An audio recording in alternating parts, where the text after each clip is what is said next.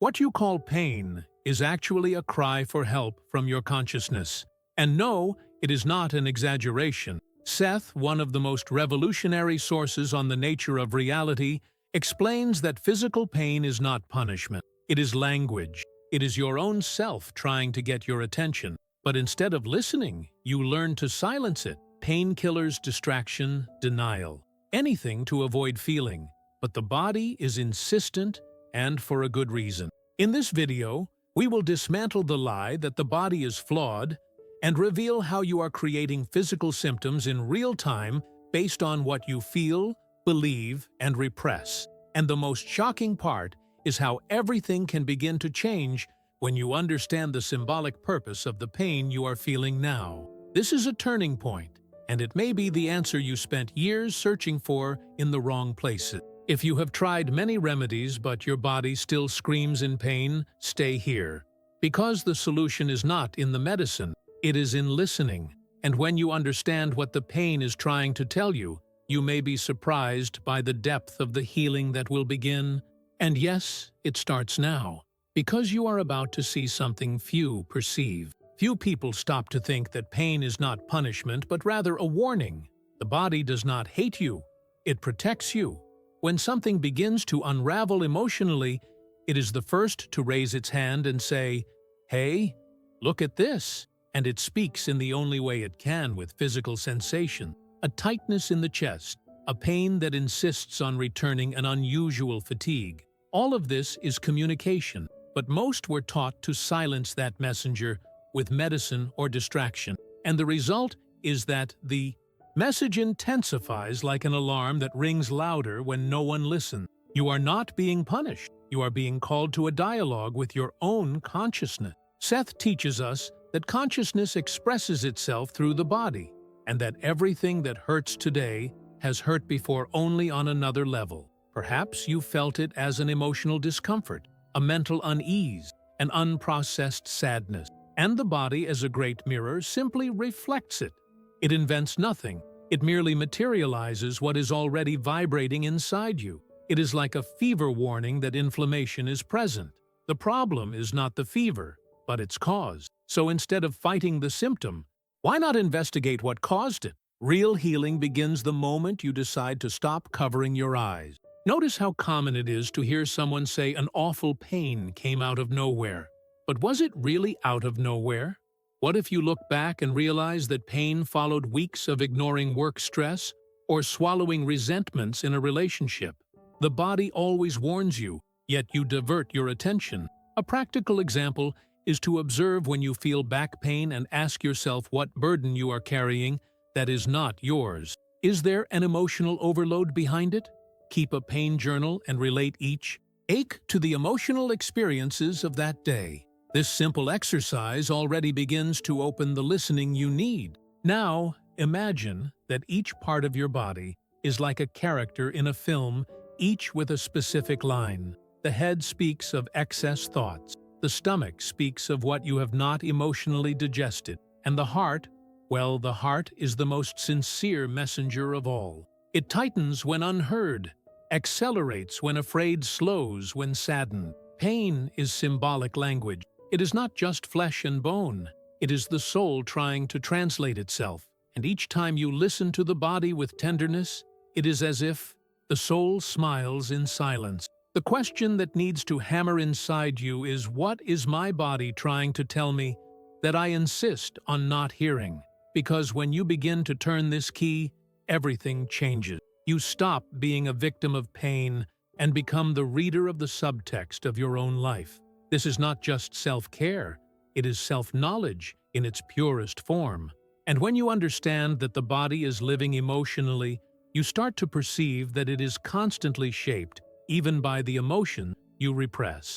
Seth is clear when he says, "The mind that silences stores the pain that the body shouts. Nothing stays truly hidden. Every emotion you repress sooner or later finds a way to emerge.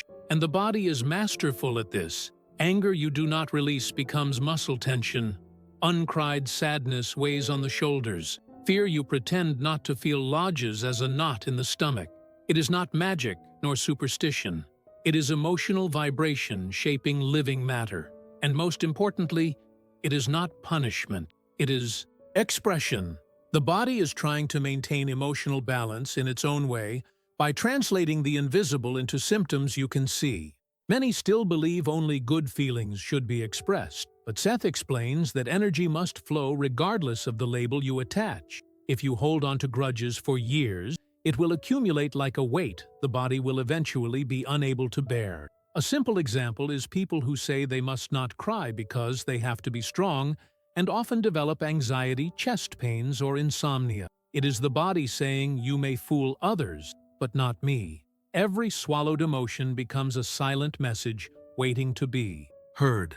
That fatigue that seems unending even after a good night's rest often has nothing to do with the physical. It has to do with the volume of emotional burdens you are holding. Seth points out that cells respond directly to what you feel and believe. And when you live in constant emotional repression, the body must use extra energy to maintain that role. Hence, so many feel exhausted without any apparent reason. It is not laziness. It is an overload of unexpressed pain. And the first step to relieve it is to allow yourself to feel without judgment. Interestingly, the more you try to control or avoid an emotion, the stronger it becomes within you. Seth emphasizes that repressed emotion does not vanish. It just transforms and seeps into whatever space it finds. Sometimes it becomes a compulsion or physical illness, and that is why so many treat symptoms without ever touching the root. Imagine a sick plant. Cutting off the diseased leaf will not help if the root remains poison. Real healing begins when you dive into what lies behind what the body is manifesting. And here lies immense power. If the body can somatize what you repress, it can also regenerate when you permit yourself to release. When you recognize, embrace, and honestly express your emotions, the body understands it can stop shouting. Seth teaches that we are living energy systems in motion. Nothing is fixed. Everything can be reorganized. And this is the key. Few understand the body does not seek war. It seeks reconciliation. And to achieve this, you will need to look more deeply at the beliefs and thoughts operating behind your physical form. Seth teaches that your body is not a fixed structure but an ongoing process, a flow, a constant manifestation. What does this mean? That at this very moment you are shaping tissues, cells, hormones, and impulses based on what you feel, think, and believe. The body is not a statue. It is a living response. If you wake up each day saying, "My body is weak," you are programming biology to obey that suggestion. Seth makes it clear that your beliefs create your flesh literally. Your physical structure is being sculpted by the invisible tools of the mind. Imagine a sculptor working with living clay, endlessly malleable. That clay is your body, and what you think as you live defines the shape it takes. Feelings of joy and gratitude trigger regenerative processes, while chronic frustration or fear create imbalances. Seth shows that each thought sends a command, each emotion sends a signal, and the body responds in real time. Science already proves this with epigenetics and neuroplasticity, but Seth spoke of it long ago. The real question is what commands have you been sending every day even without noticing? Let us consider a practical example. A person who deeply believes they are aging quickly looks in the mirror with disdain and constantly says, "I am falling apart," is not merely expressing an opinion, they are issuing a vibrational decree, and the body obeys. Seth explains that the body is like an electromagnetic field in constant tune with your most repeated thoughts. Therefore, if you desire real transformation, the first step is not in the gym or the clinic, but in how you speak to yourself. Begin by changing how you see yourself, and your body will follow. Regeneration is not a sporadic miracle.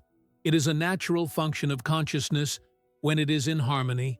Seth reveals that the body knows how to heal. It only needs an internal environment compatible with that healing. This environment starts with the quality of the emotions you cultivate.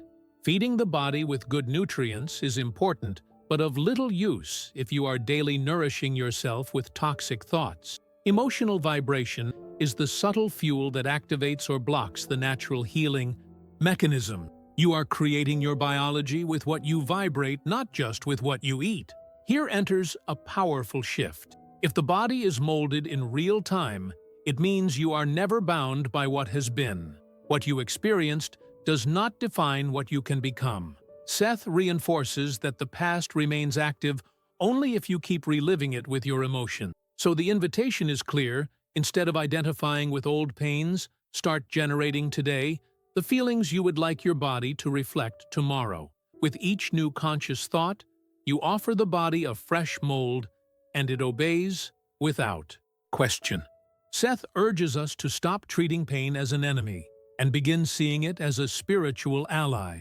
It does not appear by chance. Every pain has an identity, a story, and a reason to exist. It is not about seeking a cold, isolated medical explanation, but about deciphering the emotional and symbolic message behind it.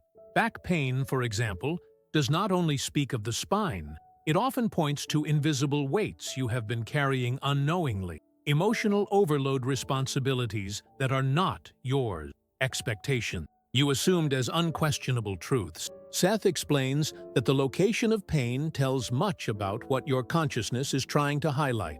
Throat pain is not just inflammation. It may be a stifled voice, a repressed truth, a refusal to say no. Chronic headaches often reveal an excess of uncontrolled thoughts, and the body generously translates all of this into physical form. When you begin to look with this deeper perspective, almost as if reading a sacred book written within you, things start to make sense. The symptom becomes a sign. The pain becomes a word. Imagine a common scene. Someone feels chest pain, goes to the doctor, has tests done, and everything appears normal, returns home. Yet the discomfort persists, what traditional medicine cannot explain. Seth exposes precisely that this chest pain may be the heart begging for emotional connection, truth, or affection. It may be accumulated frustrations unexpressed. It is the vibrational field striving to reorganize internal energy. You can do a simple exercise. Sit in silence. Place your hand over the pain. Ask sincerely, "What are you trying to show me?" Then listen without hurry. The answer will come as intuition, an image, or a sensation. This kind of listening is not passive. It is active, loving, and transformative. Seth reminds us that every symptom is a direct letter from the inner self to the physical self. And when we stop fighting pain and begin asking what it wants, a new portal opens. It is as if the body relaxes because it is finally heard. It is like a child that stops crying, once held in a loving embrace. Pain no longer needs to intensify when it is acknowledged. And believe me, often just naming what lies behind the symptom begins its dissolution. Each pain has a mission, and the more you ignore it, the more it insists.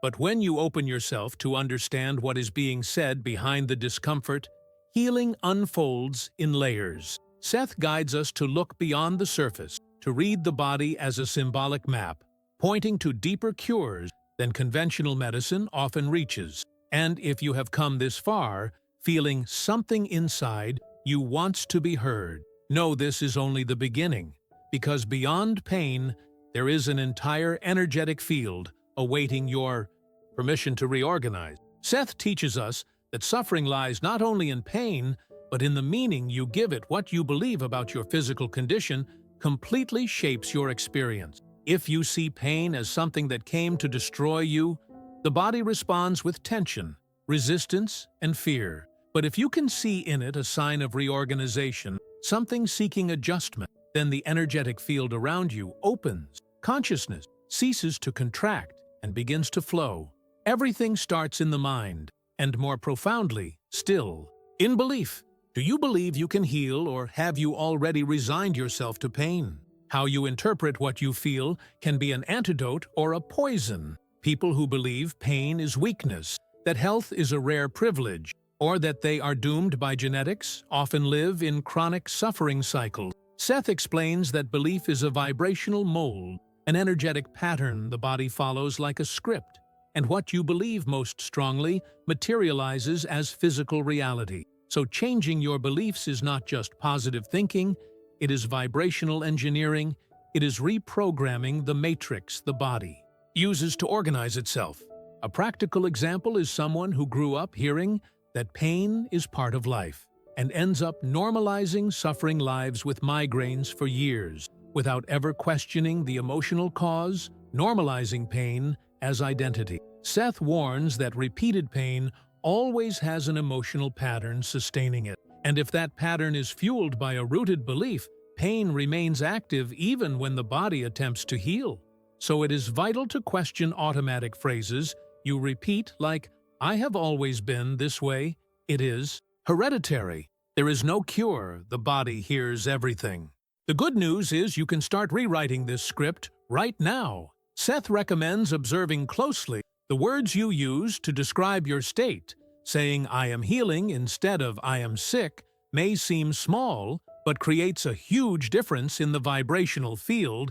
A practical exercise is to notice during the day how many times you reinforce a limiting idea about your body. Then replace it with one of possibility and openness. Instead of "my back is weak," say "my body is learning to strengthen itself." It seems simple, but the body responds with fresh impulses to every new command. Pain often does not want to be fought, but understood. And Seth asserts that change begins when you realize your body is always on your side, trying to show what you have yet to see.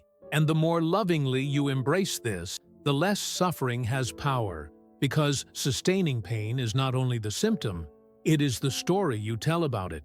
And if the story changes, the body shifts with it. That is when healing begins to gain consistency, and perhaps, just perhaps, you begin to hear something even deeper behind the pain.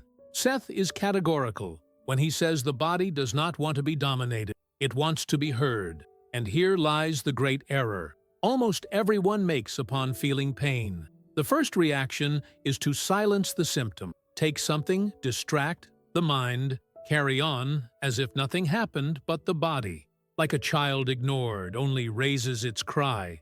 Listening to the body is not weakness, it is courage. It is moving from control to care. Asking the body what it feels is an act of love. It says, "I see you, I acknowledge you." And believe me, that alone initiates healing. Most of us were conditioned to silence any discomfort from childhood. We learned to swallow our tears, fake that everything is fine, be strong all the time. Seth shows us that this behavior does not vanish. It merely relocates what you pretend to ignore. Emotionally will express itself physically. That's why when you choose to listen to the body with honesty, you are not being fragile. You are being wise. A simple moment of pause, placing your hand on the painful area, and breathing deeply while asking what is happening inside already shifts the frequency. Healing begins the moment you surrender to feeling, when you stop fighting pain and embrace it as part of the journey home. Seth tells us that what you resist endures, but what you accept transforms. Pain is an invitation, a chance to connect with the deepest parts of you, and when you cross that threshold, you do not emerge the same, you emerge lighter, more whole, more true, and maybe for the first time, truly awake to what life is trying to show you. Now that you have come this far, I ask, how many pains have you carried without ever asking what they wanted to show you? How many times have you tried to silence your body when it only needed to be heard from? Today, you have a choice. You can continue treating pain as an enemy, or you can embrace it as a teacher, one that came to show where your soul is suffocated, where your energy has stopped flowing, where your truth was forgotten. What will you do with this? Now will you return to routine and pretend nothing changed? Or will you for the first time sit with your pain, as you would a dear old friend, and say, "I am ready to listen"? The answer lies within you. Seth showed us the path, but the crossing is yours. And the good news is, when you decide to feel with awareness, healing begins not tomorrow now, because everything you need is already there, vibrating in you, only waiting for your permission to transform. If this content stirred, you opened a crack of understanding previously unseen, do not keep it to yourself. Like the video, share it with someone who needs to hear these words. And most importantly, subscribe to the channel. and hit the bell. Here, we do not offer ready answers. We shine lights on the path so you can remember who you truly are. And believe me, there is still so much powerful wisdom on the way.